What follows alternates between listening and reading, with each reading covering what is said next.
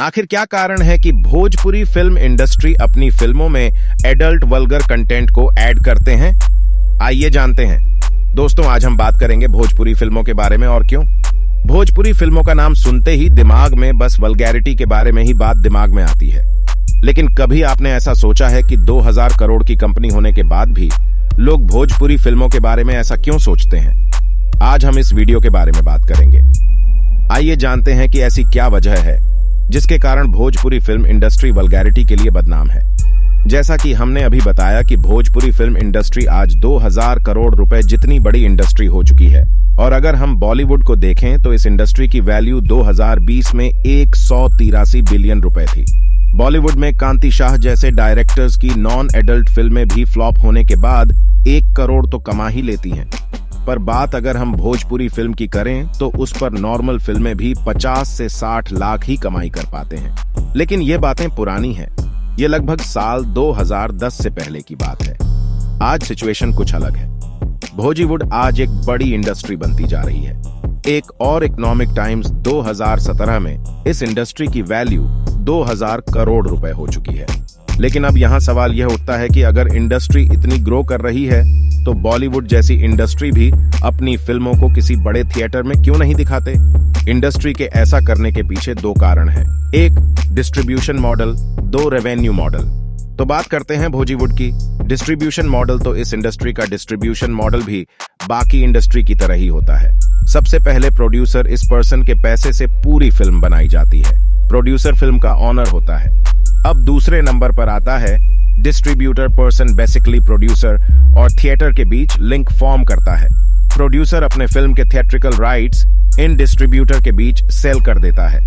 लेकिन यहाँ पर कभी कभी यह हो जाता है कि प्रोड्यूसर कभी कभी यह राइट्स फिल्म रिलीज होने के पहले ही सेल कर देते हैं। इसके बाद आता है थर्ड पर्सन, थिएटर ऑनर। इनके डिस्ट्रीब्यूटर्स के साथ प्री असाइन एग्रीमेंट होता है जिसमें लोग थिएटर हायर करते हैं और अपना प्रॉफिट शेयर करते हैं।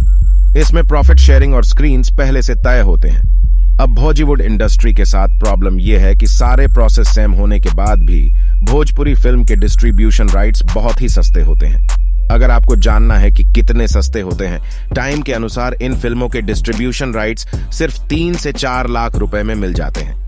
ये सोचने वाली बात है कि पूरी फिल्म का डिस्ट्रीब्यूशन सिर्फ 3 से 4 लाख में।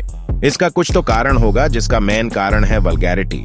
क्योंकि भोजपुरी फिल्म ज्यादातर वल्गर होते हैं, इसलिए वो फिल्म मल्टीप्लेक्स के रिलीज नहीं होते। तो फिर ये फिल्म बनते ही क्यों हैं? इसके लिए हमें रेवरी मॉडल को स्टडी करना पड़ेगा। आपको यह जानकर हैरानी होगी कि 80% भोजपुरी फिल्म अपनी मेकिंग कॉस्ट भी कवर नहीं कर पाती। कभी सोचा ही कि ऐसा क्यों होता है? इसके पीछे का मेन रीजन क्या है? इसका कारण है लो बजट फिल्म, और इसलिए प्रॉफिट अर्निंग मोटिव से ही फिल्म मेकर्स फिल्म में एडल्ट कंटेंट ऐड कर देते हैं। इसके अलावा लो बजट होने की वजह से भी ये फिल्म मल्टीप्लेक्स में रिलीज नहीं होती। इन दोनों रीजंस की वजह से उनके पास बचता है सिर्फ एक ही ऑप्शन, और वो है single screen theatres. Indian cinema को गोल्डन डेज याद दिलाने वाली इन थिएटर्स की हालत आज बिल्कुल भी गोल्डन नहीं है।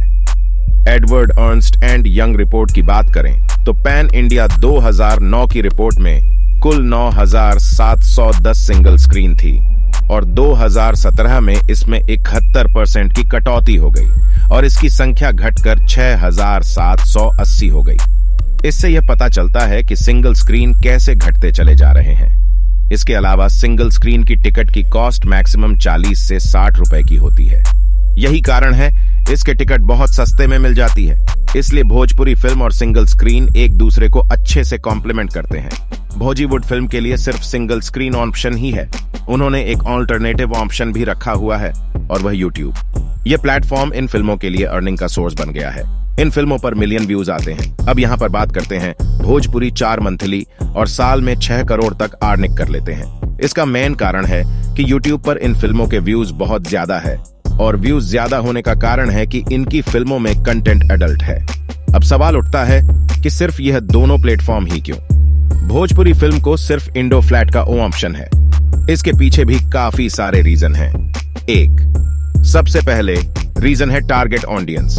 1980 में ब्लॉकबस्टर भोजपुरी फिल्म गंगा किनारे मोरा गांव की 90% ऑडियंस औरतें थीं।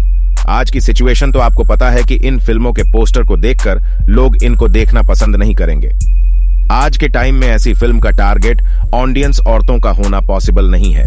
भोजपुरी फिल्मों की मेन टारगेट ऑडियंस फीमेल या लोअर इनकम ग्रुप जैसे रिक्शा वाले ऑटो ड्राइवर होते हैं। अब इनका टारगेट लोअर इनकम ग्रुप का है, तो ये लोग सिंगल स्क्रीन ही अफोर्ड कर सकते हैं। Censorship Bhojpuri film censorship certificate अपने एडल्ट कंटेंट की वजह से मिस कर देते हैं। अब सवाल ये आता है कि अपने एडल्ट कंटेंट होने की वजह से जब इंडस्ट्री इतनी सारी मुश्किलें झेल रही है, फिर भी इंडस्ट्री एडल्ट कंटेंट क्यों बनाती है? इसका मेन कारण है पब्लिक डिमांड। न्यूज मीडिया सर्वे के अनुसार विकिपीडिया पर सर्च किए जाने वाले कीवर्ड से पता चला कि पंजाबी लोग विकी सर्च में गुरु ग्रंथ साहिब और मराठी छत्रपति शिवाजी को सर्च कर रहे थे। लेकिन क्या आप जानते हैं भोजपुरी लोग वल्गर कंटेंट को सर्च कर रहे थे और रिसर्च से कहते हैं कि भोजपुरी सिंगर्स ऐसे वल्गर टैग को अपनी फिल्मों में बहुत ज्यादा यूज करते हैं।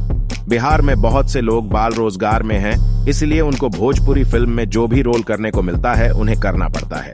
उनके पास और कोई ऑप्शन नहीं होता, फिर चाहे ऑफ सीन के रोल ही क्यों ना हो। इसका एक और कारण है डिमांड फुलफिल बाय मेकर्स। अब लास्ट 15 सालों में आने वाली 50 से 60 भोजपुरी फिल्में रिलीज होती हैं, लेकिन एक भी हिट नहीं होती। इतने सारे फिल्मों के रिलीज होने के पीछे का रीजन है पब्लिक डिमांड।